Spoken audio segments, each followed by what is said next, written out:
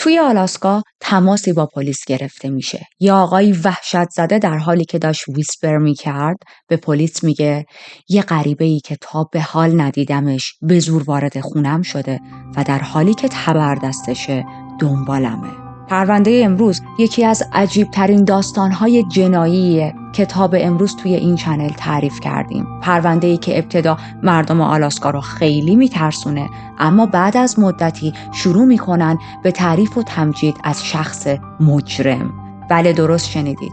مردم آلاسکا سپاسگزار بودن به خاطر حمله‌های مجرمانه یکی از شخصیت‌های داستان امروز.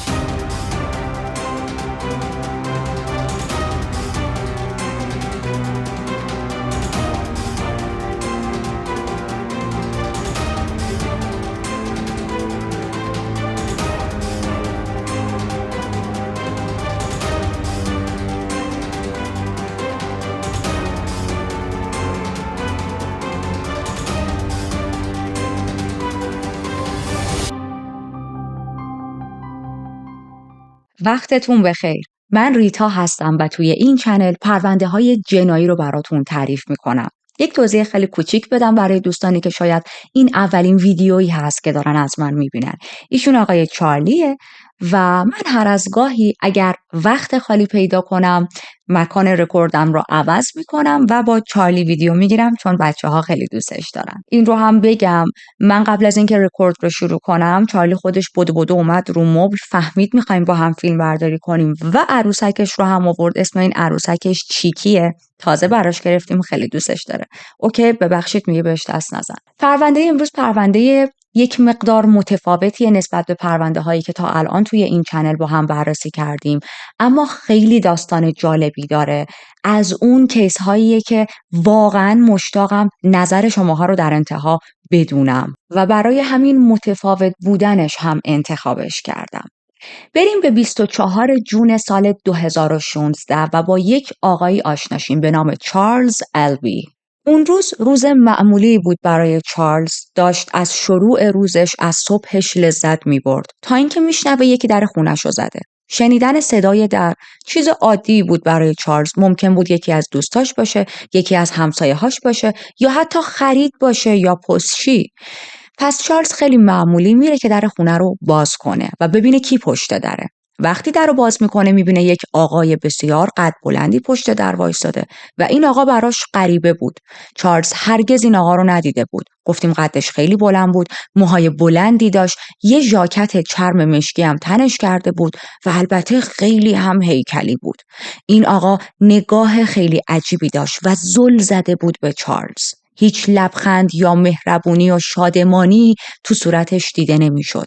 چارلز تا میاد به خودش بیاد که این آقا کیه و ازش بپرسه که مثلا میتونم کمکتون کنم، چی میخواید، این آقای غریبه هلش میده داخل و به زور وارد خونش میشه.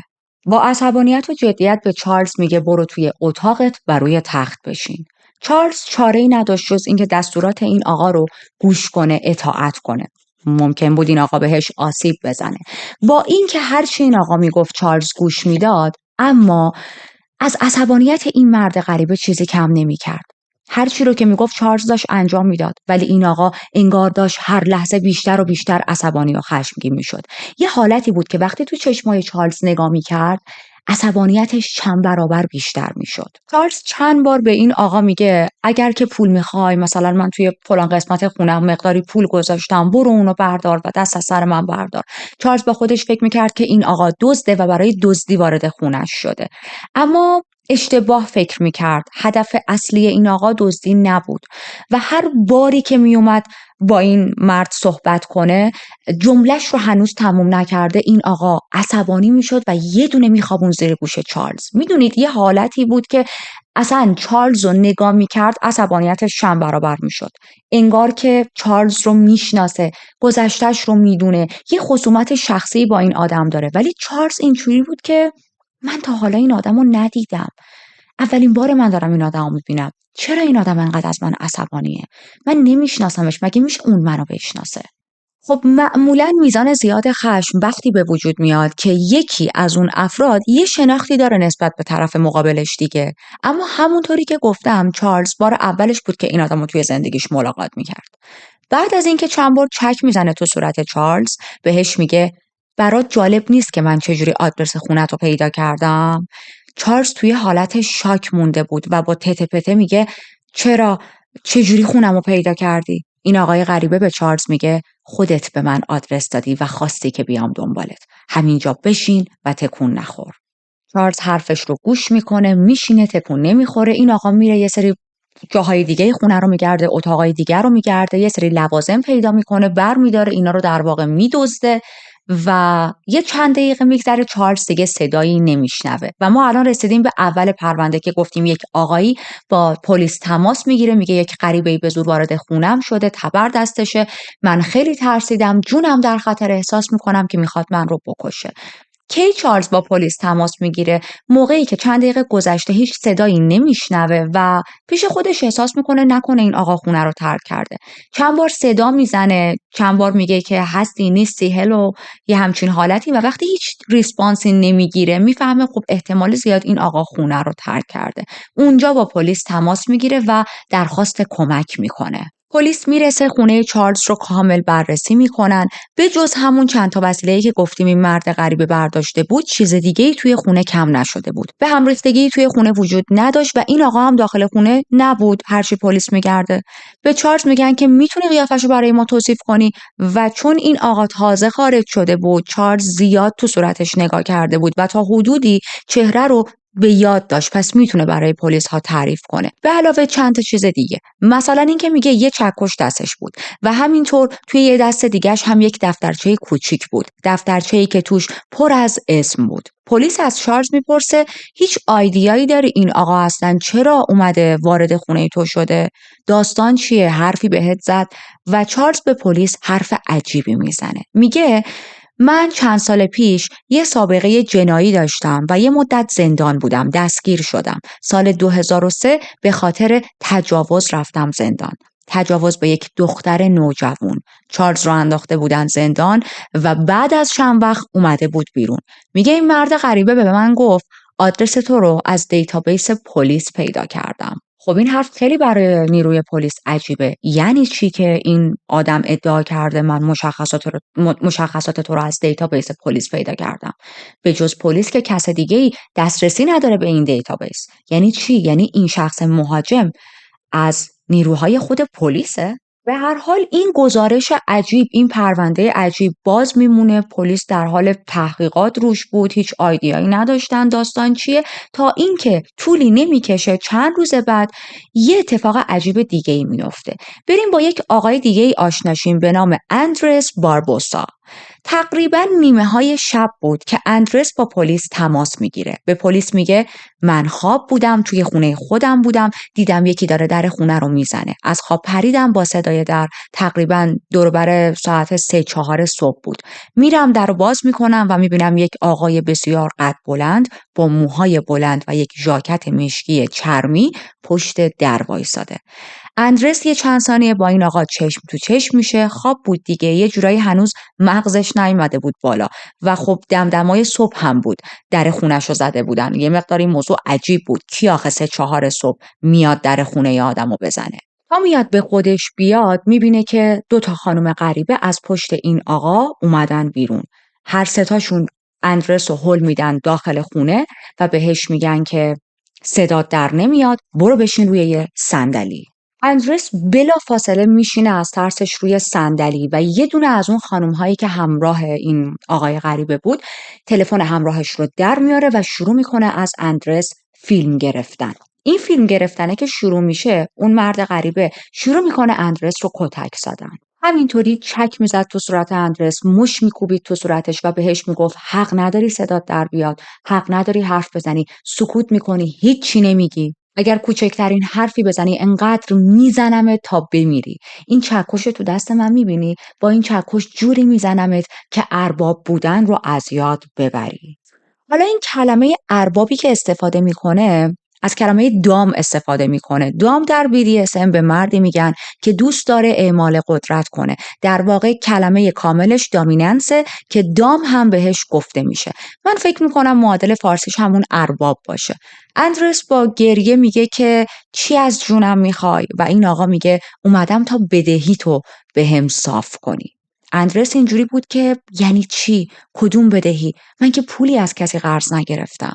یکی از خانوما وای میسته مراقب اندرس بود که بلند نشه بهشون حمله کنه، نخواد فرار کنه یا یه وقت با پلیس تماس بگیره. اون یکی خانوم با اون آقای غریبه میرن کل خونه رو میگردن، دقیقاً مثل پرونده حمله قبلی. یه سری لوازم میدزدن و بعد به اندرس میگن که کلید ماشینت کو. اندرس یه دونه از این وانت مانندا داشتش. سویچ ماشینش رو میده، ماشینش رو هم میدزدن و میرن. به محض اینکه خونه اندرس رو ترک میکنن، اندرس با پلیس تماس میگیره، این گزارش عجیب رو به پلیس میده. پلیس به سرعت خودش رو میرسونه و چون دقیقاً چند روز قبل یه همچین اتفاق مشابهی افتاده بود، هنوز یک هفته هم نگذشته بود از اتفاق قبلی، پلیس الان مطمئن بود که این دوتا گزارش یک ارتباطی به هم دیگه دارن.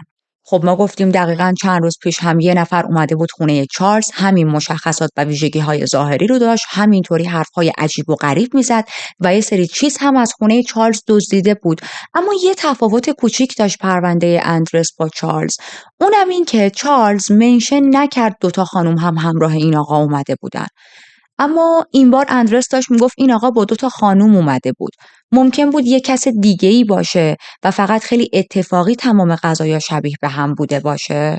خیلی برای نیروی پلیس عجیب بود که چرا باید یک غریبه به صورت رندوم را بیفته، بره حمله کنه تو خونه آدمها رو تهدید کنه، ازشون دزدی کنه و بعدش هم یه سری چیز میز برداره و بزنه بیرون. از چه نظر میگم عجیب؟ اول از همه این که اگر این شخص واقعا دزد بود، چرا اینجوری رفتار میکرد؟ ببینید دزدا معمولا انقدر گستاخ نیستن، اگر بخوام خلامیانه بگم. سعی میکنن مواقعی برن برای دزدی که اصلا کسی خونه نباشه. اما این آقای غریبه انگار که اصرار داشت زمانی وارد خونه این افراد بشه که میدونه اینا خونه‌ان. بعدم این که دزدا حتی اگر با علم بر این که ممکنه یه سری آدم‌ها خونه باشن وارد بشن، صورتشون رو میپوشونن. این آقا هیچ ماسکی نزده بود، صورتش اصلا پنهان نبود، یه حالتی بود که تو چشمای اینا هم نگاه میکرد و دوست داشت که اینا صورتش رو ببینن، شو آف میکرد با فیسش. هیچ ترسی نداشت از اینکه خب اینا دارن صورت منو شناسایی میکنن. و بعدش هم این آدم‌ها رو نمیکش، زنده میذاشتشون. خب وقتی طرف زنده بمونه معلومه بلافاصله به پلیس زنگ میزنه. مورد بعدی این که دزدا اینقدر گفتم گستاخی نمیکنن، اینقدر پررو نیستن، تهدید نمیکنن این کارو باهات میکنم، اون کارو باهات میکنم، میکشمت.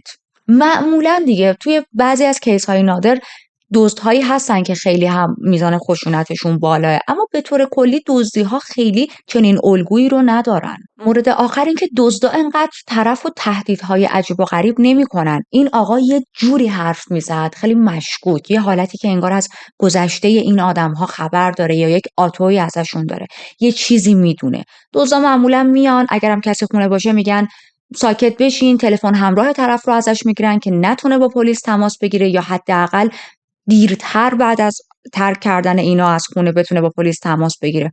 اما این مهاجم اصلا براش مهم نبود این چیزا. پس نیروی پلیس شروع میکنه بیشتر تحقیق کردن در رابطه با خود اندرس. ببینه اصلا این اندرس باربوسا کی هست و میفهمن اندرس توی سال 2014 دستگیر شده بود به جرم تجاوز و کودک آزاری به یک کودک. خب الان یک الگوی بسیار بزرگ نیروی پلیس پیدا کرده بود، اونم این که هر دو شخصی که اون آقای غریبه وارد خونشون شده و تهدیدشون کرده به مرگ متجاوز جنسی و در واقع پدوفایل هستن. خب این الگو خیلی برای پلیس عالی بود. عالی از این نظر که الان میتونستن این احتمال رو بدن این شخص حمله کننده، این شخص اتکر به اصطلاح دنبال پدوفایلا افتاده، یا اینکه این آقا با خودش فکر میکنه اگه برم از افرادی که یک سابقه جنایی داشتن، یه سابقه قضایی داشتن دزدی کنم، به خاطر اون هیستوری بدی که دارن این آدما احتمال اینکه اصلا این گزارش رو به پلیس بدن میاد پایین و به قول خودمون هدفهای مناسب تری هستن برای دزدی. کدوم از این دوتا احتمالا وجود داره؟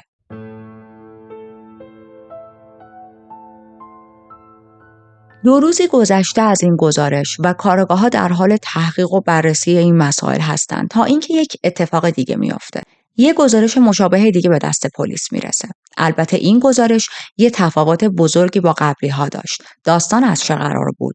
اون روز 911 یک تماسی دریافت میکنه از یه آقایی در رابطه با اینکه یکی به زور وارد خونه من شده، اما وضعیت این آقا خیلی افتضاح بود. این آقا تا سرحد مرگ کتک خورده بود و وقتی پلیس میرسه اولین کاری که میکنه این آقا رو منتقل میکنه به بیمارستان که جونش رو از دست نده.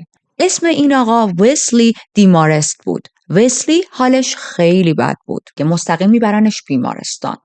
میره تحت مراقبت‌های ایمرجنسی قرار میگیره، ازش مراقبت میکنن و بعد از چند ساعت که حالش بهتر شده بود و میتونست با پلیس صحبت کنه، پلیس میاد تا از وسلی گزارش بگیره. ازش میپرسن چی شده؟ داستان رو برای ما مو به مو تعریف کن، چون یه حالت اقدام به قتل بود دیگه این حمله‌ای که به این آقا شده بود. وسلی میگه که من توی خونه خودم بودم، خواب بودم و وسلی یک همخونه‌ای هم داشت.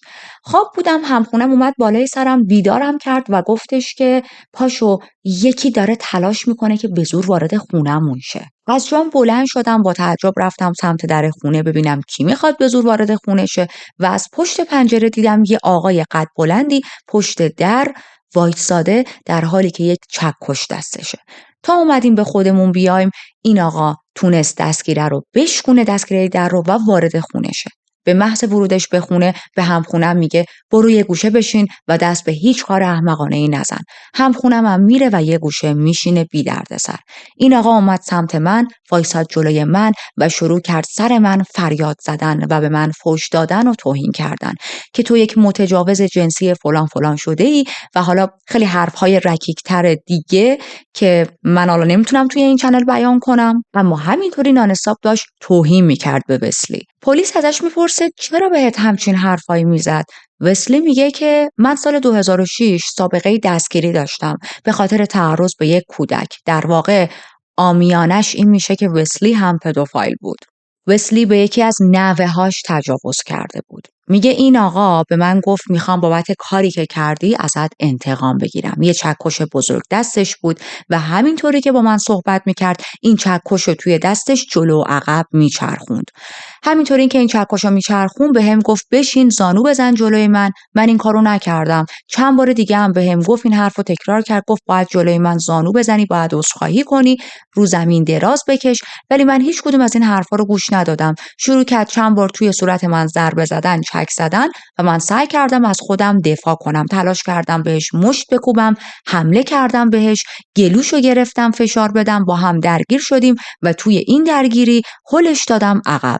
وسط درگیری چندین و چند بار دیگه باز به من گفت که باید روی زانوات بشینی، باید جلوی من تعظیم کنی و وقتی که دید من دارم مقاومت میکنم و اصلا به حرفاش گوش نمیدم، شروع کرد با چکش توی دستش به صورت من ضربه زدن و من دیگه از اینجا به بعدشو خاطرم نیست، چون از حال رفته بود احتمالاً.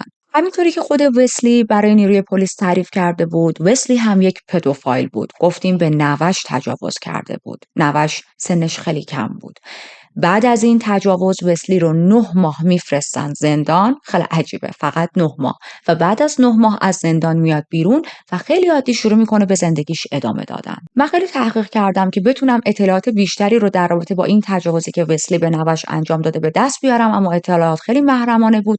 اصلی ترین دلیلش هم اینه که شخص قربانی یک کودک بود. فقط در این حد فهمیدم که نوش سنش خیلی کم بود. توی بعضی منابع ذکر کرده بودن که نوش نوزاد بوده، توی بعضی از منابع ذکر کرده بودن که دور و بر سن مهد کودک بوده، مثلا خردسال بوده. گفتیم وسلی یک همخونه‌ای هم داشت دیگه. این همخونه هم شروع میکنه با نیروی پلیس صحبت کردن و میگه که این آقا با یه ماشین اومده بود، من از پنجره دیدمش وقتی که میخواست بره، سوار یک ماشینی میشه و من تونستم شماره پلاک ماشینش رو بردارم. خب این خیلی عالیه، خیلی خبر خوبیه برای نیروی پلیس. از طریق شماره پلاک میتونن که این آقا رو پیدا کنن، به خصوص این که الان ساعت خیلی زیادی نگذشته، مثلا 10 ساعت 12 ساعت و اینا، و ممکنه این آقا هنوز توی خیابونا در حال پرسه زدن باشه. ممکنه اگر به پلیس‌های دیگه، به نیروهای دیگه که توی خیابونن اطلاع بدن شماره پلاکش رو، بتونن پیداش کنن. همین کار رو هم میکنن. نیروی پلیس میتونه به بقیه افسرهایی که شیفت توی خیابون وایسادن و گشت میزنن مشخصات این پلاک رو بده تا خیابونها رو بگردن و ببینن که آیا چنین ماشینی یا چنین شماره پلاکی پیدا میکنن یا نه. این اتفاق هم میفته. بعد از چند دقیقه پلیس میتونه این ماشین رو توی یه دونه خیابون پیدا کنه و این شخص مهاجم اتفاقا داشت میرفت توی خونه خودش، یعنی خیلی نزدیک خونش بود وقتی که پلیس ماشینش رو پیدا میکنه. حالا اسم این شخص مهاجم ما چی هست؟ جیسن ووکوویچ. اون افسر پلیس جیسن رو نگه میداره. بهش میگه که ما به خاطر یک گزارش حمله‌ای که تو کردی ماشینت رو باید متوقف کنیم. و در کمال تعجب اون افسر پلیس جیسن میگه آره، من رفته بودم خونه وسلی، به زور وارد خونش شدم و بهش حمله کردم.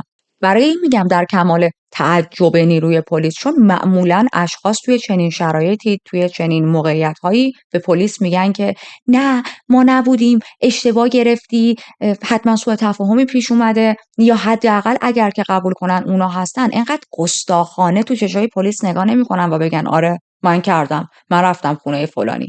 میدونید یه حالتی بود داشت به خودش افتخار میکرد از این حمله ها. به هر حال جیسن رو دستگیر میکنن، میبرن به اداره پلیس تا ازش بیشتر بازجویی کنن، ببینن آیا جیسن مرتبط به 2 حمله قبلی که انجام داده بود، حمله هایی که به چارلز و اندرس شده بود. ابتدای بازجویی براش حقوق میراندا رو میخونن. جیسن میگه آره من حق و حقوقمو میدونم، با همه حرفاتون موافقم و بازجویی ها شروع میشه. بهش میگن که چه اتفاقی افتاده، برای ما تعریف کن. تو کسی بودی که به این آدم امشب حمله کردی؟ و جیسن میگه آره من بودم. ازش میپرسن اصلا وسلی رو از کجا پیدا کردی؟ میگه که من میدونم وسلی یک متجاوز، پدوفایل و کودک آزار. پلیس بهش میگه یعنی همینجوری اسمشو یه جا دیدی متوجه شدی که این آدم پدوفایل، سابقه قضایی داره و خب تصمیم گرفتی که یهو وارد خونش بشی؟ جیسن میگه نه اینجوریا نبود، اینجوری پیداش نکردم. من توی محل کارم یک دختری رو میشناسم که وقتی باهاش صحبت کردم متوجه شدم این دختر سن و سالش کم بود، یعنی یک دختر نوجوان بود. میفهمم که چندین و چند بار توسط وسلی مورد آزار و اذیت کلامی قرار گرفته. رفتارش خیلی رفتار متجاوزانه‌ای بود با این دختر و خب اینجوری بود که من با وسلی و گذشتش بیشتر آشنا شدم. پلیس ها توی بازجویی با جیسن یک چیزی رو متوجه میشن. میفهمن که جیسن یک شخص نرمال نیست و یه بازجویی های خیلی نرمالی رو باهاش در حال انجام دادن نیستن. چرا؟ جیسن یه حالت اختلال خود بزرگ بینی داشت و خب وقتی شما با همچین آدمی بخواید بازجویی کنید یعنی پروسه سفت و سختی رو پیش رو دارید. به علاوه این که شخصی که خود بزرگ بینی داره ممکنه خیلی وقتها دروغ تحویل پلیس بده، ممکنه خیلی از ادعاهاش درست نباشه، به قول خودمون بلاف بزنه و یه سری چاخان چاشنی حرفاش هم بکنه. همینطور متوجه میشن که جیسن احتمال زیاد اختلال 2 قطبی هم داره و خب ما توی پرونده های جنایی یاد گرفتیم افرادی که مجرم هستن اختلال 2 قطبی دارن خیلی وقتها تقصیر رو میندازن گردن شخصیت دوم خیالی که برای خودشون درست کردن. زمانی که توی حالت مانیاشون هستن این اتفاق میفته. توی حالت مانیا یه چیزهایی رو ممکنه تجربه کنن مثل شادی بیش از حد، عصبانیت و خشم غیر قابل کنترل و یا صحبت راجع به یک شخصیت دیگه. پس یعنی احتمال زیاد جیسن زمانی که توی این چند روز داشت حمله میکرد به این 3 مرد توی حالت مانیای خودش قرار داشت. یه مقدار دیگه که بیشتر صحبت میکنن جیسن بهشون میگه که چطوری با یه دونه چکش به زور وارد خونه وسلی شده و در خونش رو شکونده. حالا از زبون خود جیسن میخوام این داستان رو براتون تعریف کنم. میگه که من با چکش در خونه وسلی رو به زور شکوندم، وارد شدم و هر دوشون یعنی وسلی و همخونش خیلی ترسیده بودن. رفتارهای عجیب و غریب نشون میدادن. منظورش از رفتارهای عجیب و غریب احتمالاً همون پنیک شدنشون بوده که خب کی نمیترسه وقتی یه غریبه وارد خونش بشه. میگه برای همین چون خیلی شلوغ کاری میکردن، سر و صدا میکردن، مجبور شدم چند بار وسلی رو کتک بزنم. به زور مجبورش کردم که یه جا بشینه به امید اینکه شاید یه ذره آرومتر شه، آدمتر شه، ولی همچنان آروم نبود. چند بار چک زدم تو صورتش چون این روشیه که شما میتونی یک نفر رو آروم کنی. پلیس بهش میگه واقعا تو معتقدی اگر تو صورت آدم‌ها ضربه بزنیم آروم میشن؟ جیسن میگه آره، بعضیا فقط اینجوری آروم میشن. پلیس بهش میگه خب چند تا چک زدی تو صورتش یادته؟ و جیسن یه حالتی بود که انگشتشو میاره بالا میگه یه دونه اونجا زدم، بعد دومی، بعد سومی و این شروع میکنه شمردن، میرسه به عدد 7 و میگه 7 بار. آره 7 بار چک زدم تو صورتش. متوجه هستید چقدر بازجویی ها با جیسن عجیبه، چقدر رفتارش عجیبه. راجبه یه سری از خشونت ها خیلی ریلکس صحبت میکنه، در حالی که خب آدم های عادی انقدر راحت از یک خشونتی صحبت نمیکنن و خیلی با افتخار داشت دونه دونه این چک زدن ها رو میشمرد. کاراگاه ازش میپرسه بعدش با چکش ضربه زدی توی سر وسلی؟ میگه نه. بعد وسلی به من حمله کرد و ما با هم درگیر شدیم. هیکلش خیلی هم گنده بود، بزرگ بود. بعد از اون من مجبور شدم در دفاع از خودم با چکشی که دستم بود چند بار به سرش ضربه بزنم. کاراگاه‌ها یه چیز دیگر رو هم متوجه میشن که موقع این حمله ها جیسن تنها نبود. یه زنی هم همراهش بود به نام آلیسا که صندلی کناری توی ماشین نشسته بود. پس آلیسا رو هم میارن به اداره پلیس تا بیشتر باهاش صحبت کنن، به امید اینکه بتونن جزئیات بیشتری رو پیدا کنن، بهش دسترسی داشته باشن. هزاران سوالی که توی این پرونده براشون به وجود اومده و شاید حل شه. یکی از اصلی ترین سوالها برای نیروی پلیس این بود که چرا جیسن به 3 شخصی که قبلا دستگیر شده بودن و سابقه قضایی داشتن حمله کرده؟ چرا این 3 نفر رو مورد هدف قرار داده؟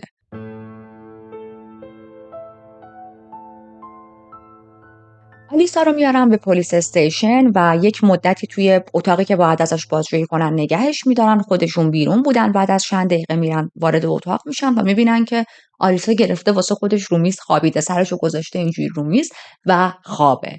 بیدارش میکنن، اما رفتارش مدلی بود که پلیس کاملا همون اول متوجه میشه آلیسا های مقدار خیلی زیادی مواد مخدر مصرف کرده. حالا مشخص نیست چه موادی کشیده، ولی های.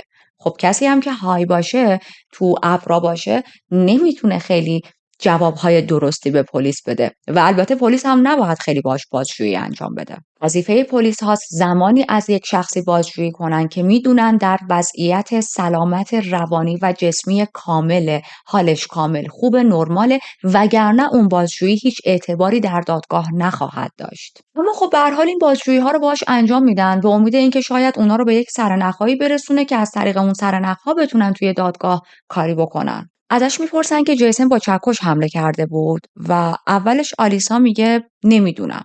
ازش میپرسن الان توی ماشین چکشی وجود داره؟ چون پلیس چکشو نتونسته بود پیدا کنه دیگه. آلیسا اولش میگه نه.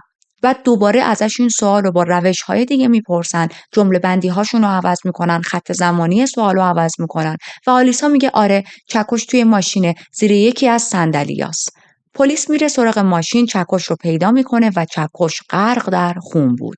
خب پیدا کردن چکش خیلی چیز خوبیه دیگه، چون خون روشه و میتونه مدرک خیلی خوبی باشه، دی ان ای روش باشه و بر علیه جیسن ازش استفاده کنن. در ادامه شخص بازجو از آلیسا میپرسه که دلیل خاصی داره جیسن این 3 نفر رو انتخاب کرده و بهشون حمله کرد. میگه که آره جیسن یه مدت زندان بود و اون زمانی که زندان بود وقتی اشخاص پدوفایل رو میدید ازشون متنفر بود، ازشون بیزار بود. از هیچ کس اندازه پدوفایل ها توی زندان متنفر نبود. ولی ببینید آلیسا انقدر های بود که چندین و چند بار وسط بازجویی یا خوابش میبره. ازش میپرسن یادته که جیسن بهت چه حرفایی زد بعد از حملش؟ چه اطلاعاتی رو در اختیار تو قرار داد؟ آیا اشاره کرد به این که الان از خونه یه نفر اومده بوده بیرون و بهش حمله کرده؟ آلیسا در حالی که واقعا هایه و نمیتونه خیلی درست صحبت کنه، با من کردن و خیلی شل صحبت کردن میگه آره احتمالاً، فکر میکنم. پلیس میگه فکر میکنی یا مطمئنی؟ جمله هاش چی بودن؟ به ما جمله هاشو بگو. آلیسا میگه وقتی نشست تو ماشین گفت که کار درستی که باید انجام میدادم و دادم. و خب اگر جیسن واقعا اینو گفته باشه یعنی باورش اینه که کار درستی انجام داده که به 3 شخص پدوفایل حمله کرده. به هر حال از اونجایی که گفتیم آلیسا واقعا حالش خوب نبود و به خواب، به استراحت نیاز داشت، میگن ولش کنیم، این بیشتر از این واقعا نمیتونه دیگه با ما حرف بزنه. بذاریم مثلا تو همین اتاق بازجویی بخوابه. به علاوه اینکه گفتیم بازجویی کردن توی چنین شرایطی از آدم‌ها برخلاف حقوق انسانیه و اون بازجویی، اون گزارش گرفتن هیچ ارزشی نداره. اما خب خیلی بد بود دیگه اگر آلیسا میخوابید، چون ممکن بود بعد از چند ساعت خوابیدن و بیدار شدن اون میزان شدید های بودنش از بین بره و دیگه اصلا همکاری نکنه با پلیس یا عقل عقلش بیاد سر جاش و شروع کنه دروغ تحویل پلیس دادن. به هر حال میگن تا این زمانی که آلیسا داره میخوابه ما دوباره برگردیم توی اتاق دیگه که جیسن هست و مجدد با جیسن شروع کنیم صحبت کردن. توی اینترویو دومی که با جیسن میکنن رفتار جیسن عوض میشه. خیلی فرندلی حرف میزنه، خیلی فرندلی رفتار میکنه. حالتی بود که من میخوام کمال همکاری رو با شما بکنم، من میخوام هر اطلاعاتی رو دارم در اختیار شما قرار بدم، ما اصلا رفیق همیم. اما ذهنش خیلی میپرید. مثلا وقتی که ازش میپرسیدن چرا این کارو کردی، چرا سراغ افراد قبلی رفتی و هر سوالی که مربوط به اون پرونده است تا میومد جواب بده تاپیک عوض میشد از سمتش و میرفت دنبال فلسفه و منطقی که توی ذهن خودشه که چرا باید به پدوفایل ها آسیب رسوند و اینجور حرفا. کاراگاه ها متوجه میشن واقعا بازجویی سختی رو در پیش دارن و باید مدل رفتارشون رو عوض کنن وگرنه به هیچ جوابی نمیرسن. برای همین شروع میکنن خیلی دوستانه رفتار کردن با جیسن. یه حالتی که اصلا ببین ما تو رو درک میکنیم، ما رو به چشم نیروی پلیس نبین، فکر کن ما دوستای توییم، فکر کن ما اصلا طرفدار کارتیم. به امید اینکه اعتماد جیسن رفته رفته توی صحبت‌ها جلب شه بهشون. خیلی جاها جیسن خیلی حرف‌هایی میزد که برخلاف حقوق انسانیه، ولی این کاراگاه‌ها مجبور بودن تایید کنن. مثلا میگفت که آره من اونجا مجبور شدم با چکش بزنم تو سرش چون این آدم پدوفایله و باید من اینجوری آدمش میکردم. موافق نیستین؟ و خب اینجا قاعدتا نیروی پلیس باید به طرف بگه نه موافق نیستیم، تو چی کاره ای، مأمور قانونی که داری واسه خودت این کارا رو میکنی. اما تاییدش میکردن، میگفتن آره درست میگی، ما هم اگر جای تو بودیم شاید همچین تصمیمی میگرفتیم. با این روش جواب هم میگیرن و کم کم جیسن اعتمادش جلب میشه نسبت به این کاراگاه‌ها و حرفهای بیشتری بهشون میزنه. توی صحبتاش میگه تمام کارهایی که من کردم فقط و فقط به خاطر کودک‌های توی دنیا بود. در واقع من به صلاح کودک‌های توی دنیا اینجوری رفتار کردم. دست به چنین اقداماتی زدم. در ادامه میگه این افراد علاقه داشتن به کودک‌ها آزار و اذیت جنسی و جسمی برسونن. باید چیزی هم که لیاقتش رو دارن گیرشون بیاد. درست نمیگم؟ تو دوست داری به یه بچه بی‌دفاع آزار برسونی؟ من هم به تو آزار میرسونم. کارآگاه‌ها بهش میگن یعنی میخواستی با حمله کردن به این آدم‌ها انتقام بگیری ازشون؟ جیسن خیلی راحت میگه آره، به خاطر کاری که اینا با بچه‌های دیگه کرده بودن. میگه که من وظیفه خودم میدونم که به چنین آدم‌هایی آسیب برسونم. برای چی این آدم‌ها بعد از کارهایی که کردن باید آزادی داشته باشن توی این دنیا؟ میدونم که از نظر شماها من یک آدم خطرناک به حساب میام، یا آدمی که ممکنه به دیگران آسیب برسونم و قابلیت انجام کارهای خطرناک رو داشته باشم. از نظر شماها من مجرمم، ولی بذارید یه چیزو بهتون بگم. حمله‌ای که من به این آدم‌ها کردم بر اساس میل شخصی و لذت بردن شخصیم نبود، بر اساس وظیفه‌ای بود که روی دوش من افتاده و من باید انجامش میدادم. من از اذیت شدن و عذاب دیگران لذت نمیبرم، اما مسئولیتی بود که به عهدم بود و باید بهشون آزار میرسوندم چون اونا به کودکان آزار رسونده بودن. همینطوری که داشتن با جیسن صحبت میکردن، از اون طرف سابقه جناییش رو هم شروع میکنن بررسی کردن و متوجه میشن این آدم چندین و چند بار به خاطر خلافهای ریز و درشت دستگیر شده و سابقه قضایی خیلی خوبی نداشته، زیاد با پلیس درگیر شده. و الان من هم میخوام بیشتر راجع به زندگی جیسن بهتون بگم. میدونم که الان خیلی براتون سوال پیش اومده جیسن کیه، گذشته‌اش چی بوده و چرا انقدر با پدوفایل ها مشکل داره.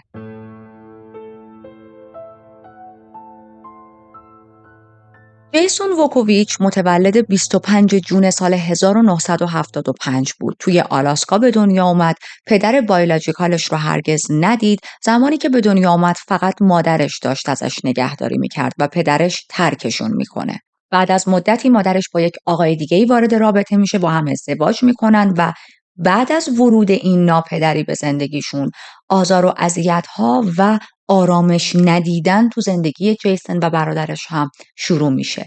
این ناپدریش آدم بسیار آزارگری بود، خیلی اینا رو کتک میزد، خیلی اذیتشون میکرد و خیلی وقتها هم مورد آزار و اذیت جنسی و تجاوز قرارشون میداد. این آزار و اذیت‌های جنسی و جسمی انقدر زیاد میشه که پلیس بالاخره میفهمه این آدم داره به بچه‌ها تجاوز میکنه، این آدم داره سوء استفاده میکنه از بچه‌ها. ناپدریش رو دستگیر میکنن، میندازن زندان.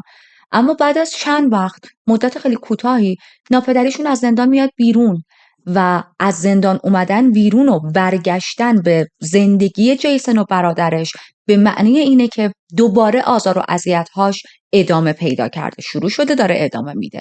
بعد از یک مدتی جیسن میبینه که واقعا نمیتونه این چیزها رو تحمل کنه. اگر بخواد توی این خونه بمونه تنها چیزی که نصیبش میشه این آزار و اذیت هاست و این میشه که دور و بر سن 15-16 سالگیش از خونه فرار میکنه. از خونه فرار میکنه، میره تا یک زندگی جدایی رو برای خودش شروع کنه. ولی خب یک پسر 15-16 ساله‌ای که اینقدر هم گذشته تلخ و بدی داشته و سالها تحت خشونت خانگی و تجاوز ناپدریش بوده، نه روابط عمومی خوبی داره و نه شرایط خوبی داره.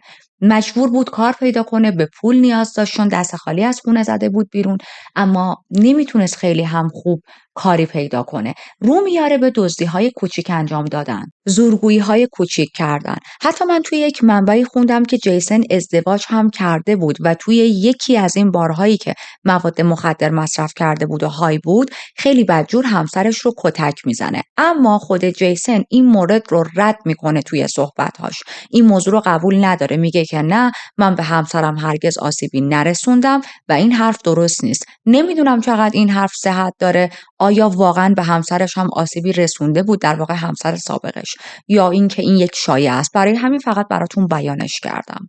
خب الان مدارک بر علیه جیسن کاملا کافیه و میتونن خیلی راحت بفرستنش برای دادگاه.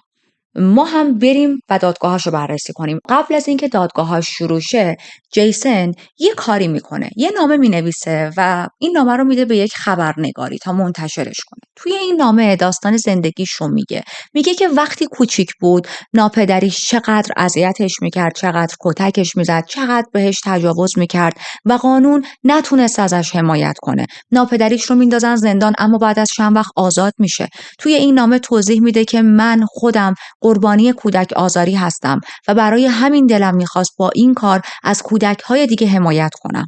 میگه میدونم که برای همه آدم‌ها سوال بود، عجیب بود که من چرا به این 3 آدم حمله کردم. اما خب این دلیل اصلیش بود. دلم میخواد مطمئن شم که هیچ آدمی توی دنیا دیگه موقعیت و شرایط این رو نداره که به کودک‌های دیگه آسیب برسونه. میگه وقتی که به زور وارد خونشون شدم و بهشون دستور میدادم که یه جا بشینن یا روی زانوهاشون باشن، ترسی که توی چشماشون میدیدم همون ترسی بود که به هم لذت میداد. همون ترسی بود که احتمالاً وقتی این آدم‌ها داشتن به بچه‌های دیگه حمله میکردن و مورد سوء استفاده جنسی قرارشون میدادن، توی صورت این بچه‌ها به وجود اومده بود. من هیچ وقت صورتم رو پنهان نکردم، قایم نکردم، هیچ ماسکی روی صورتم نذاشتم، هیچ وقت تفنگی با خودم حمل نکردم، هیچ وقت هدفم این نبود که این آدم‌ها رو به قتل برسونم. حتی در رابطه با حمله سومم اگر که اون شخص به من حمله نمی‌کرد، من با چکش نمی‌زدم تو سرش، اما خب اون به من حمله کرد و من هم مجبور شدم با چکش بزنمش. میگه وقتی به هم حمله کرد یه لحظه داشتم نگاش می‌کردم که این آدم با این هیکل گنده چطور به خودش اجازه داده که به کودک حالا خردسال یا نوزاد، در واقع به نوش، وسلی رو میگفت، حمله کنه و بهش تجاوز کنه. تو با این هیکل گندت چطور به خودت اجازه دادی این کار رو در حق یک کودک کنی؟ و وقتی این صحنه اومد توی ذهنم تصویر سازی کردم، یه حالتی بودم که خون دیگه به مغزم نرسید و چکشو بردم بالا، کوبیدم تو صورتش. با ضربه دوم صورتش کامل غرق در خون شده بود و همینطوری که نیمه هوشیار بود بهش گفتم منو به عنوان کسی در نظر بگیر که فرشته نجات بچه‌هاییه که تو و امثال تو بهشون تجاوز کردین. میگه حتی وقتی داشتم از خونه وسلی خارج میشدم خودم به همخونش گفتم من دارم میرم بیرون و بعد از ترک کردن خونه میتونی با پلیس تماس بگیری، چون من نمیخواستم وسلی بمیره، میخواستم پلیس بیاد و وسلی رو نجات بده. من نمیخواستم اینا رو بکشم چون دلم میخواست با این ترس و عذابی که من براشون به وجود آوردم تا آخر عمر زندگی کنن. اگه بمیرن که چه فایده ای داره؟ همون ترس و عذابی که الان اینجور افراد برای خیلی از بچه‌ها به وجود آوردن و این بچه‌ها سالیان ساله که دارن با این ترس‌ها زندگی میکنن. در انتهای نامش میگه شاید اگر ناپدری هرگز من رو کتک نمیزد، هرگز به من تعرض و تجاوز نمیکرد، راه و مسیر امروز من هم توی زندگی فرق میکرد. شاید من مجبور نبودم توی سن نوجوانی از خونه فرار کنم، مجبور نبودم مسیر خلافکارانه ای رو برای ادامه زندگیم انتخاب کنم. این اتفاقیه که ممکنه برای خیلی از کودک هایی که قربانی تجاوز هستن بیفته و یا افتاده باشه. در طول دادگاهاش یک اتفاق دیگه هم برای جیسن میفته. جیسن یک مقدار افسردگی میگیره، مشکلات روانی براش به وجود میاد. حالا چرا؟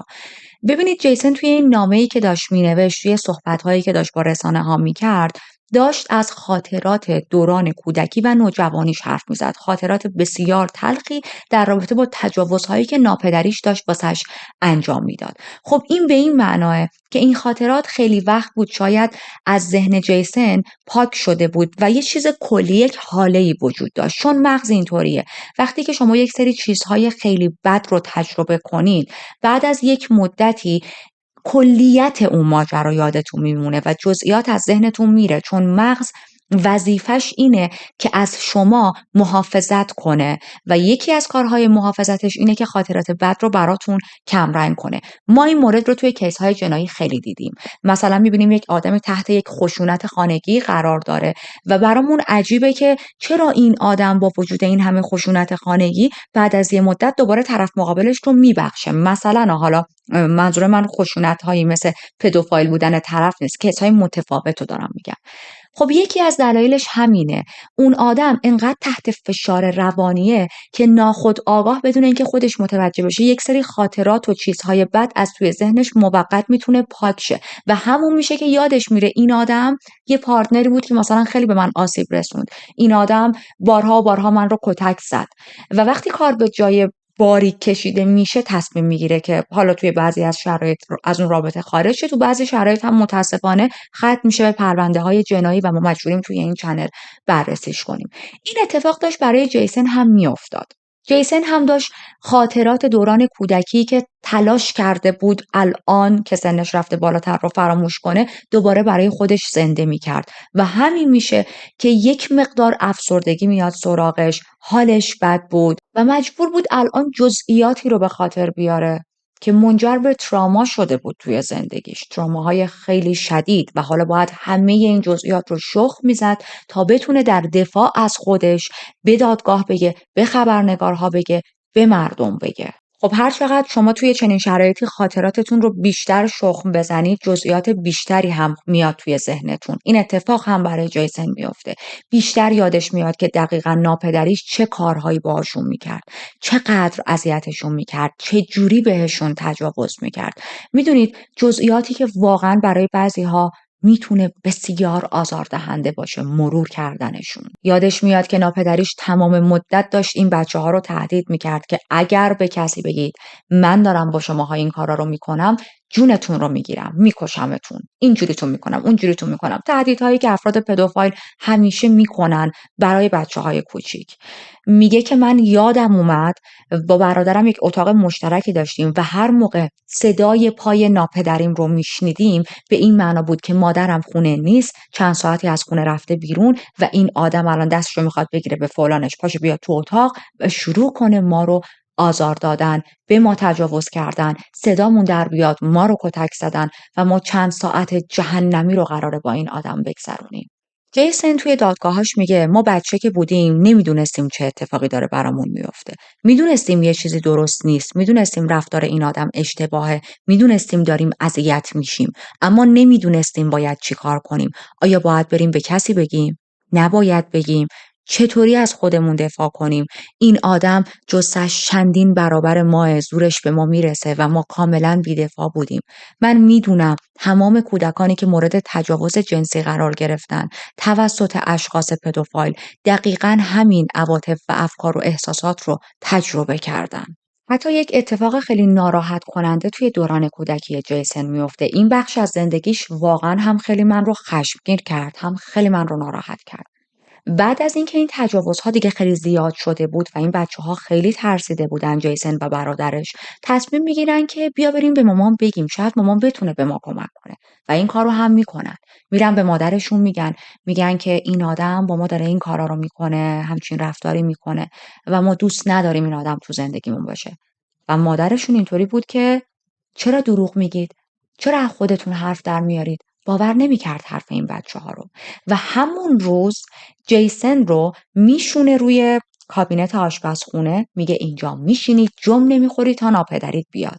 ناپدریش میرسه خونه، به محض اینکه در خونه رو باز میکنه پاشو میذاره داخل، مادرش با فریاد رو به ناپدریش و خود جیسن میگه که یالا به ناپدریت بگو چه دروغایی گفتی، چرت و پرتایی که به من گفتی به ناپدریت هم بگو، حرفهای دروغتو تکرار کن ببینم این حرفا صحت داره، با یه حالتی که یعنی داری چرت و پرت میگی ولی چرت و پرتاتو جلو ناپدریت هم بگو.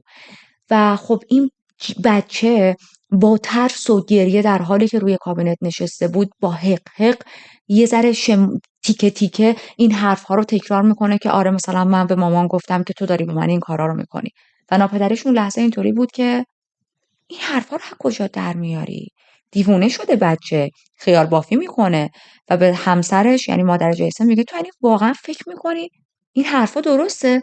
مادرش هم اینطوری بود که نه، برا همین من دعواش کردم. یه کتک هم مامانش میخوره. اما بعد از اون روز آزار و اذیت‌های ناپدریش برای جیسن بسیار شدیدتر و بیشتر میشه. خیلی بیشتر کتکش میزد، هر فرصتی که پیدا میکرد میرفت اذیتش میکرد، اذیت جنسی یا بهش تجاوز میکرد و تهدیدهاش هم خیلی قوی تر شده بود. تهدیدهایی شده بود مثل اینکه اگه بری به مامانت بگی باید دفعه دیگه بری جنازه مامانتو از توی خونه نگاه کنی. به هر کی بری بگی من اون آدمو میکشم، من آدم قوییم، من آدم قدرتمندیم، به هر کی شکایت کنی اون آدم میمیره. و خیلی این تلخه شما بری به مادرت شکایت کنی مادرت هم باور نکنه. واقعا نمیتونم درک کنم. اینقدر این آزار و اذیت‌ها و تجاوزها شدتش بیشتر میشه که برادرش از خونه فرار میکنه. خونه رو ترک میکنه میره، اما هنوز نمیدونست کجا باید بره. خب خیلی هم سنشون کم بود دیگه. پلیس برادرش رو توی خیابون سرگردون پیدا میکنه و میخواست برش گردونه خونه، اما برادرش انقدر گریه میکنه، انقدر فریاد میزنه، دست پلیس رو میکشه، میگه که من نمیخوام برم توی این خونه، که پلیس میفهمه اوکی یه چیزی حتما توی این خونه اشتباهه. چرا این بچه دلش نمیخواد برگرده خونه؟ و اونجا برادرش به نیروی پلیس میگه من دوست ندارم برگردم خونه، چون اگه برگردم ناپدریم منو کتک میزنه و میخواد با من یه کارایی انجام بده که من دوستشون ندارم. که خب پلیس میفهمه همون تجاوز بهشون منظورشونه. پلیس ازش میپرسه چه کارهایی و برادرش کارهایی که ناپدریش باشون میکرد رو به پلیس میگه. اینجوری میشه که ناپدریش رو دستگیر میکنن، میندازن زندان، بهش 3 سال حکم میدن که این 3 سال رو هم نمیمونه توی زندان، آزادی مشروط میگیره. بعد از چند وقت دوباره برمیگرده به همون زندگی و همون تجاوزها و همون کتک‌ها. اونجا میشه که جیسن تصمیم میگیره شروع کنه به کار کردن، پول سیف کردن، پول ذخیره کردن تا اینکه بالاخره بتونه از خونه فرار کنه. یه مورد ناراحت کننده دیگه هم توی پرونده جیسن براتون بگم. بعد از اینکه از خونه فرار میکنه، بعد از چند روز دوباره برمیگرده سمت خونه، نمیاد داخل. همونجوری از بیرون داشت مثلا خونه رو نگاه میکرد و اینا، میره سمت پشت خونه، جایی که سطل آشغال وجود داشت و میبینه تمام لوازمش رو ریختن توی آشغالی. خیلی دردناکه. یک نوجوانی که از خونه فرار کرده و اصلا شاید پشیمون شده از فرار کردنش، برگشته خونه که ببینه آیا خانواده‌اش اصلا نگرانش هستن، مثلا اعلام مفقودی کردن، به امید این موندن که پسر ما برمیگرده. و نه تنها این چیزها رو نمیبینه، بلکه میبینه هنوز 1 هفته نشده من از این خونه زدم بیرون، تمام لوازم منو پرت کردن تو آشغالی. حالتی که اصلا بود و نبود من برای این خانواده، برای ناپدریش که خب قطعا فرقی نمیکرد، بدم بود براش، از این نظر بد بود که او دیگه یه کسی نیست من بهش تجاوز کنم. بیشتر مادرش رو من منظورمه. میبینه اصلا بود و نبود من برای مادرم فرقی نداره، هیچ اهمیتی برای این زن نداره که منی که پسر بزرگشم هستم از خونه زدم بیرون. شاید مادرش یه حالتی بود که اوکی یه نونخور کمتر بهتر. و بعد از این رفتار من داشتم به خودم فکر میکردم مادرش شاید تمام مدت متوجه این تجاوزها شده بود و به روی خودش نمی آورد. نمیدونم، نمیخوام جاج کنم، ولی مگه میشه شما به عنوان یک مادر متوجه نشید رفتار بچه‌تون تغییر کرده؟ قطعا این بچه‌ها افسرده تر شده بودن، قطعا تو خودشون رفته بودن، قطعا دیگه نمیخندیدن، قطعا حالتهای بدنشون تغییر کرده بود، بادی لنگویجشون تفاوت داشت. و مگه میشه شما به عنوان یک مادر نفهمی؟ حالا میگیم اوکی نفهمیدی. بچه‌هات اومدن دارن بهت میگن که این آدم، این نره خر داره به ما تجاوز میکنه و تو باز هم میگی نه دروغ نگید، نه میزنی تو دهنشون و بچه رو میشونی روبروش میکنی با شخص متجاوزش که تو روی خودش هم بگو غلطی که کردی رو، حرف مفتی که زدی و بزن جلوش. What the fuck؟ گفتیم جیسن خیلی ناراحت میشه از اینکه میبینه تمام لوازمش رو پرت کردن بیرون، اما به هر حال چاره‌ای نداشت. تصمیمش رو گرفته بود. یا باید دوباره برمیگشت توی اون خونه و تن میداد به این تجاوزها و آزارها، و یا اینکه باید راهش رو از اون خونه و خانواده جدا میکرد که جیسن هم مورد دوم رو انتخاب میکنه. پولی نداشت، شغلی نداشت. این میشه که چند جای مختلف اقدام میکنه که کار بهش بدن. اما چون سنش کم بود و خب یه جورایی بی خانمان شده بود دیگه، از سر و وضعش هم مشخص بود این موضوع، هیچ کس بهش شغل نمیداد. یا اگرم شغل بهش میدادن این شغلها ثابت نبود. خیلی وقتها قرار بود آخر ماه بهش حقوقشو بدن اما نمیدادن، چون میدونستن جیسن یک شخص فراریه و پیش پلیس هم نمیتونه بره تا از صاحب کارش شکایت کنه. این میشه که جیسن شروع میکنه به دزدی‌های کوچیک، به خلاف‌های کوچیک، برای اینکه بتونه مخارج زندگیش رو در بیاره و هزینه‌هاش رو تأمین کنه. چندین و چند بار هم پلیس به خاطر این دزدی‌ها دستگیرش میکنه، یه مدت میره زندان و وقتی که میاد بیرون از اونجایی که حالا سوای بی خانمان بودن، یک سابقه قضایی هم داشته، کار پیدا کردن براش دیگه ناممکن بوده. پس باز برمیگشته به همون خلاف‌ها. توی دادگاهاش میگه اگه که من دزدی کردم، اگر که اسم دزد روی من بود، اگر اسم شخص خلافکار و مجرم روی من بود، اگر که من درگیر اعتیاد شدم، تمام اینا فقط و فقط به خاطر این بود که من قربانی تجاوز توی سن کم بودم. در ادامه توی دادگاه‌ها ازش میپرسن چی شد که رفتی سراغ این سه تا آدم؟ چرا انتخابشون کردی؟ چرا دست به همچین کاری زدی؟ و جیسن میگه هر چقدر که زندگیم بیشتر توی سختی میگذشت، مشکلات مالی، خونه نداشتن، درگیر شدن با پلیس، زندان رفتن، تمام این مسائل هر چقدر بیشتر تو زندگیم اینا اتفاق میافتاد، بیشتر و بیشتر خاطرات دوران کودکی برام زنده میشد. بیشتر یاد این میافتادم که باعث و بانی تمام این بدبختی ها و روزهایی که الان دارم ناپدرین بوده. اگر که اون توی زندگی ما نبود یا اگر که این تجاوزها رو نمی‌کرد، من نیازی نداشتم که از خونه فرار کنم و اصلا شاید داستان زندگی من خیلی متفاوت میشد. هر روزی که از خواب بیدار میشدم بیشتر این چیزا میومد تو ذهنم و از یه جایی به بعد احساس کردم که نباید اجازه بدم متجاوزهای دیگه واسه خودشون خیلی راحت به زندگیشون ادامه بدن. اون متجاوزهایی که الان زندانن که خب هیچی، اما من میدونستم متجاوزها و پدوفایل هایی هستن که خارج از زندان دارن خیلی راحت زندگیشون رو میگذرونن. یعنی یک بار یا چند بار به چند تا کودک تجاوز کردن، زندگی اون کودکان رو برای همیشه ازشون گرفتن، رفتن یه مدت زندان و بعد اومدن بیرون و دارن واسه خودشون خیلی راحت توی خونه های گرمشون زندگیشون رو میگذرونن. انگار نه انگار که ما زندگی چند تا کودک رو خراب کردیم. پس این میشه که تصمیم گرفتم باید خودم اقدام کنم و یک درسی به این افراد پدوفایل بدم. از قانون که بخاری بلند نمیشه. یه چیزی هم من این وسط بهتون بگم، فکر میکنم براتون این اطلاعات جالب باشه. وقتی که داشتم روی این پرونده تحقیق میکردم به یه آماری رسیدم که توی اون آمار گفته بود قرار نیست تمام افرادی که توی دوران کودکی مورد سوء استفاده قرار گرفتن وقتی که بزرگ میشن هم رو بیارن به زندگی مجرمانه یا رو بیارن به انجام خلاف. اما زمانی که شما کودک هستین و مورد تجاوز و سوء استفاده جنسی قرار میگیرید، احتمال این که در آینده به سمت خلاف و یا زندگی مجرمانه برید 59%. زمانی که آزار و اذیت جنسی رو توی سن جوانی بزرگسالی تجربه می‌کنید، این احتمال میشه 28%. زمانی هم که یک جرم جلوی شما اتفاق میفته، مثلا برای یکی از عزیزاتون یه اتفاق بدی میفته، شاهد به قتل رسیدن یک کسی هستید که دوستش دارید، این درصد میشه 30%. بسیاری از قربانی‌های تجاوز تمام مدت توی ذهنشون یک تصویرسازی‌هایی می‌کنن، یک صحنه‌هایی رو دارن از لحظه‌هایی که دارن انتقام می‌گیرن از شخص متجاوزشون، از اشخاص متجاوز دیگه. این تصویرسازی‌ها همش به وجود میاد توی ذهنشون. تجسم می‌کنن که مثلا ما بالاخره یه روز تونستیم در مقابل شخص متجاوزی که زندگی ما رو به هم ریخته وایسیم و حقمون رو ازش بگیریم. من این بحث روانشناسیشو کامل توی یکی از کیس‌های قدیمی‌تر بیان کردم براتون. حالا الان دارم خلاصه بهتون میگم که بتونید پرونده رو بیشتر درک کنید. در رابطه با پرونده جیسن هم همین جوری بود. اون تمام مدت داشت برای خودش تصویرسازی می‌کرد که من باید حال این افراد پدوفایل رو بگیرم. باید حقشون رو بذارم کف دستشون. و انقدر این خیال بافی‌ها رو انجام میده، انقدر این تصویرسازی‌ها رو میکنه که در انتها توی ذهن خودش از خودش یک هیرو میسازه، یک قهرمان میسازه. قهرمانی که میتونه بره و جلوی این اشخاص پدوفایل وایسه، نه اینکه به قتل برسونتشونا، اما یک ترسی رو بهشون بده تا همیشه همراهشون باشه، همونطوری که خودش هم گفت. و واقعا هم تمام مدت این فکر رو توی سرش داشت که من دارم به کودک‌های دیگه کمک میکنم. میگه زمانی که بچه بودم همش دلم میخواست یکی از راه برسه و یه کاری برای من بکنه، نجات بده منو. اما اون یک نفر هیچ وقت از در وارد نشد و ناپدریم رو از زندگی ما برای همیشه حذف نکرد.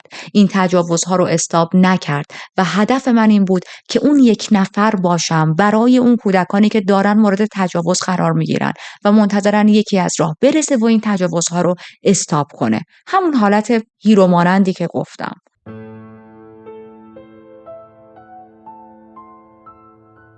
اگر خاطرتون باشه اول اینترو بهتون گفتم که مردم اول خیلی ترسیده بودن از این حمله های جیسن. فکر میکردن یک قاتل سریالی یا یک شخص وحشی و دیوونه ای را افتاده رندوم وارد خونه آدم ها میشه و ازشون دزدی میکنه و بهشون حمله میکنه. اما بعد از اینکه داستان زندگی جیسن معلوم شد، بعد از اینکه گفت من چه سرگذشتی داشتم، چه داستانی داشتم، هدف من از این حمله ها چی بوده، اصلا ورق برمیگرده. یه حالتی میشه که جیسن تبدیل میشه به قهرمان آدم‌ها. شروع میکنن ازش دفاع کردن، ازش طرفداری کردن. همه جا توی فضای مجازی راه میرفتن و هشتکی رو انداخته بودن با نام این که جیسن ووکوویچ رو آزاد کنید، فری جیسن ووکوویچ، و ترند کرده بودن این هشتگ رو. درخواست این رو داشتن که این آدم اصلا شما نباید بندازید زندان، آزادش کنید بیاد بیرون. این آدم داره کاری رو میکنه که نیروی پلیس نمیتونه انجام بده. مردم میگفتن ما داریم میبینیم سیستم قضایی فیل شده، سیستم قضایی خراب کرده و پدوفایل ها رو میگیره یه مدت میندازه زندان، بعدم میگه برید دوباره به زندگیتون برگردید. در صورتی که ما میدونیم افرادی که پدوفایلن هرگز، واقعا شاید کیس های نادری، من ندیدم تو این همه پرونده جنایی، من ندیدم بعد از زندان اومدن بیرون اونجوری نیست که بگن خب آخه ما چه آدم پدوفایلی بودیم دیگه نیستیم چون رفتیم زندان. نه، حتی شاید بدتر هم بشن. مجدد برگردیم به دادگاه‌های جیسن. اون لحظه‌ای که قاضی ازش میپرسه خودت رو گناهکار میدونی یا بیگناه، جیسن سرش رو بالا میگیره و میگه که نه، من بیگناه نیستم، خودم رو گناهکار میدونم. میگه آره، من این کارا رو کردم، من به این افراد حمله کردم و منکر این کار هم نمیشم، اما دلیل داشتم برای انجام دادن این کار. دلیلش هم همون چیزایی بود که بیان کردیم از سمت خودش. و بریم به حکمی که دادگاه میخواد بهش بده. حکمی که بهش میدن واقعا برای من عجیب بود. دوست دارم نظر شما رو هم بدونم. بهش 23 سال زندان میدن با گذروندن حداقل 5 سال و بعد زدن اولین درخواست آزادی مشروط. واقعا این حکم برای من عجیبه. از چه نظر میگم عجیبه؟ شما به یه شخصی که تازه قتل هم انجام نداده، فقط به 3 تا آدم حمله کرده و این حمله هاش هم توی حمله آخرش آسیب به یکی وارد کرده و این 3 تا پدوفایل بودن، 23 سال حکم دادین. اما به اون افرادی که پدوفایل بودن، تجاوز کردن، یکیشون به یک نوزاد تجاوز کرده، شما میزان دیوانه بودن رو ببینید، میزان بیمار بودن رو ببینید. این آدم ها پدوفایل بودن، گرفتین انداختینشون زندان و بعد از 2 سال 3 سال 1 سال گفتیم بفرما برو بیرون. یعنی ما داریم اینو میبینیم که پدوفایل بودن مجازاتش کمتر از اینه که شما به افراد پدوفایل حمله کنید. حمله به پدوفایل مجازات بیشتری رو در بر داره تا اینکه شما خودتون پدوفایل باشید. اما خب به هر حال حکمی بود که بهش داده بودن، ولی برای من غیر قابل هضمه و جیسن هم چاره‌ای نداشت جز قبول کردن این واقعیت. بعد از اینکه حکمش رو بهش میگن، یه جا با خبرنگارها صحبت میکنه و میگه من پشیمونم از کاری که کردم. من تمام مدت تراماها و تجربیات تلخ کودکیم توی ذهنم بود. در آخر تصمیم گرفتم که خودم عمل کنم، خودم اقدام کنم. کاری که نیروی پلیس هیچ وقت انجام نداد. اون کارو خودم بکنم. و به 3 شخص پدوفایل حمله کردم. اما اگر افرادی هستن که مثل من توی دوران کودکیشون آزار و اذیت زیاد دیدن و تجاوز بهشون صورت گرفته، لطفاً راه من رو پیش نرید. حال و آینده خودتون رو با انجام کارهای خشونت‌آمیز دور نریزید. ولی وکیل جیسن خیلی معتقد بود که حکم عادلانه‌ای به جیسن ندادن و باید حکمش تغییر کنه. برای همین توی سال 2018-19 مجدد یک تجدید نظر میزنه و میگه که توی پرونده جیسن توی دادگاهاش یک چیزو مد نظر قرار ندادین. دادگاهاش عادلانه نبود. اونم داشتن PTSD بود. جیسن اختلال PTSD داشت، اختلال ترس و اضطراب پس از حادثه. و دادگاهی که برای جیسن برگزار کردید دادگاه‌های یک آدمی بود با روان سالم. این عادلانه نیست و مجدد باید پروندهش رو بررسی کنید. اما در کمال تعجب سال 2020 این تجدید نظر هم شکست میخوره. همونطوری که یه بار دیگه هم اشاره کردم، مردم خیلی پشت جیسن بودن و بعد از اینکه این حکمش رو میشنون 23 سال زندان و حداقل 5 سال باید بگذرونی، بعد درخواست واسه آزادی مشروط بزنید. به علاوه اینکه ما میدونیم خیلی از این 5 سالها و فلان سالها که میگذره طرف اولین آزادی مشروطش رو درخواست میکنه قبول نمیکنن. خیلی این موضوع داشت مردم رو عصبانی میکرد. کلی به قاضی فحش میدن، کلی اعصابشون به هم میریزه، تظاهرات را میندازن، هشتگ هایی که بهتون گفتم رو ترند میکنن و میگن که این آدم اصلا نباید بیفته زندان. حالا دیگه مکسیمم شما یه مدت باید بفرستینش آسایشگاه روانی، اونم به خاطر آسیب هایی که از دوران کودکی شده و هرگز به روان این آدم کسی اهمیتی نداده. ولی زندان نه، برای چی؟ اما قاضی در انتها میگه که خشونت در جامعه ما جایی نداره و من حکم درستی رو به این آدم دادم. آدم‌ها اگر هم از چیزی ناراحتن باید وایسن تا قانون خودش همه چیز رو ببره جلو. آره، قانونی که زارتیده. چجوری قانون اگه میخواست ببره جلو که خب تا الان میبرد جلو. anyway، وکیل جیسن یه جا به خبرنگارا توی یک رسانه‌ای میگه باور من اینه جیسن نیازی به مجازات نداره. جیسن تنبیهاشو شده، مجازاتاشو شده. از همون دوران کودکی زمانی که چنین رفتاری رو میدید، چنین ابیوزهایی بهش اتفاق میافتاد، داشتیم مجازات‌ها رو دریافت میکرد. فراموش نکنیم جیسن یکی از قربانی‌های آزار و اذیت جنسی در زمان کودکیش و فقط میخواست با این کار به یک آرامش درونی برسه. عدالت در حق جیسن انجام نشده. اما خب هنوز این هشتگ جیسن رو آزاد کنید خیلی ترنده. روزانه تعداد زیادی از آدم‌ها در این رابطه تولید محتوا میکنن، پست میذارن، این هشتگ رو استفاده میکنن. صفحه‌های فیسبوک و اینستاگرام و توی تیک تاک و اینا برای جیسن همچنان درست کردن. خیریه وجود داره که مردم کمک کنن، پول جمع کنن، حالا شاید به امیدی که بتونن جیسن رو آزاد کنن. روزانه افراد خیلی زیادی از سراسر دنیا برای جیسن نامه مینویسن، تجربیات مشابه خودشون رو باهاش در میون میذارن و میگن که ما هم مثل تو مثلا توی دوران کودکی قربانی همین کودک آزاری و یا خشونت خانگی بودیم. جیسن توی اوقات فراغتش توی زندان خیلی مطلب مینوشت و در نهایت تمام این مطالب رو جمع آوری میکنه و تبدیل میکنه به یک کتاب. این کتاب رو چاپ میکنه. کتابش هم در رابطه با قربانیانی هست که توی زمان کودکیشون تجاوز رو تجربه کردن توسط افراد پدوفایل، زندگیشون به هم ریخته.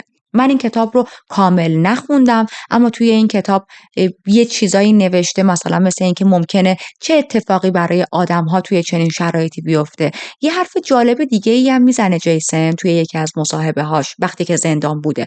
من نمیدونم این حرفش چقدر صحت داره، اما خیلی هم دور از عقل نیست. میگه که من اینجا توی زندان قاتل کمتر میبینم، یعنی بیشتر افراد به خاطر حالا خلاف‌های ریز و درشت افتادن زندان، مثلا دزدی، درگیری با مواد مخدر، خرید و فروش مواد مخدر، کلاهبرداری، خشونت نشون دادن. وقتی که باشون بیشتر آشنا میشم، احساس صمیمیت میکنن با من و صحبت میکنن راجع به گذشتهشون، میبینم خیلی از این آدم‌ها توی زمان کودکی یا مورد تجاوز جنسی قرار گرفتن و یا تحت خشونت خانگی در طی دوران کودکیشون بودن.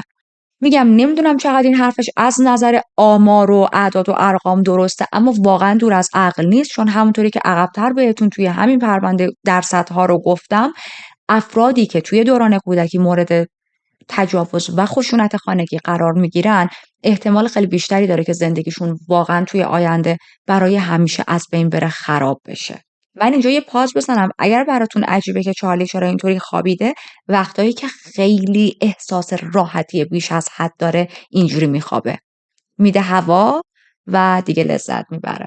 anyway، چیزی که ما از جیسن میدونیم اینه که هر چقدر درخواست زده برای تجدید نظر روی حکمش، این درخواست ها هیچ کدوم قبول نشده و اگر همینجوری پیش بره، سال 2028 اولین سالی میشه که فرصت داره درخواست آزادی مشروط رو بزنه. حالا اینکه باش موافقت کنن یا نه مشخص نیست. پرونده امروز به اتمام رسید و همونطوری که اول کیس گفتم، یک مقدار متفاوت بود از پرونده های دیگمون. متفاوت به این منظور که جنایتی توش اتفاق نیفتاد، مثلا یکی بزنه یکی رو بکشه. اما خب ترو کرایم فقط مختص به قتل نیست، در رابطه با پرونده های تجاوز هم هست، در رابطه با حتی یه سری از کلاهبرداری ها بهش میگن کرایم. و برای من این پرونده خیلی جالب بود، پرونده بسیار جنجالی بود. یه مدتی گفتم بهتون خیلی ترند شده بود، خیلی همه راجبش صحبت کردن و من دلم میخواست که به زبان فارسی ما این پرونده رو داشته باشیم، حداقل در چنل من، و نظر شماها رو راجع به این کیس بدونم. فکر میکنید کار جیسن درست بوده که خودش راه افتاده و داشته حال پدوفایل ها رو میگرفته؟ شما با این خشونت به خرج دادنش برای پدوفایل ها موافقید، یا اینکه نه فکر میکنید کارش اشتباه بوده؟ با اون حرف قاضی موافقید که آره مردم باید خودشون وایسن تا قانون همه حق رو بذاره کف دست بقیه و همه چیز رو، عدالت رو بتونه اجرا کنه؟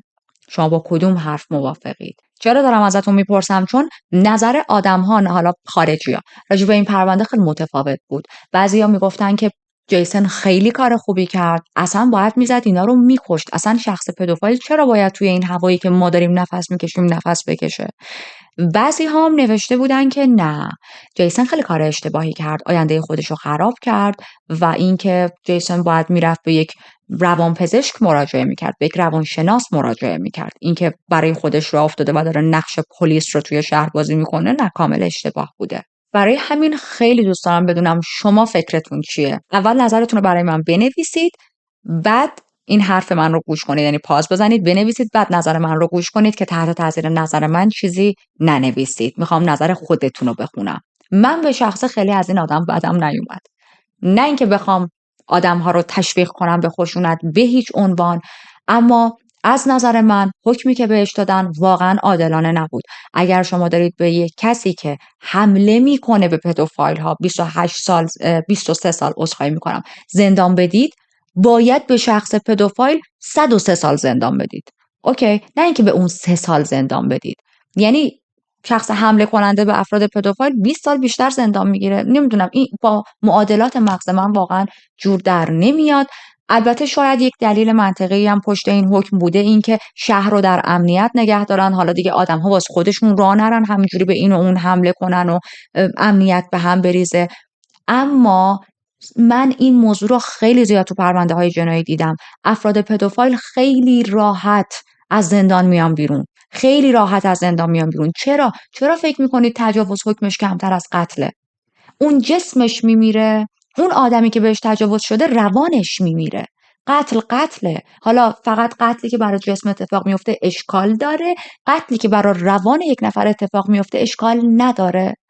نمیدونم، این نظر من بود. به هر حال خیلی مشتاقم نظراتتون رو بخونم. ممنون تا اینجا منو همراهی کردید. مراقب خودتون باشید. به امید اینکه شاهد این باشیم دنیا جای امن‌تری شده برای کودکانمون و یادتون باشه اگر هنوز پرونده رو لایک نکردید، لایکتون خیلی منو خوشحال میکنه. اگر هنوز دکمه سابسکرایب رو نزدید، دعوتتون میکنم به زدن دکمه سابسکرایب و پرونده های جنایی رو بیشتر با من همراهی کنید. زنگوله کنارش رو هم بزنید که وقتی من ویدیو آپلود میکنم داغ اول همه ویدیوها رو ببینید. بیاید کامنت بذارید. من معمولا چند ساعت اولی که ویدیو آپلود میشه آنلاینم، توی کامنت سکشن با هم گپ میزنیم. مراقب خودتون باشید. بدرود.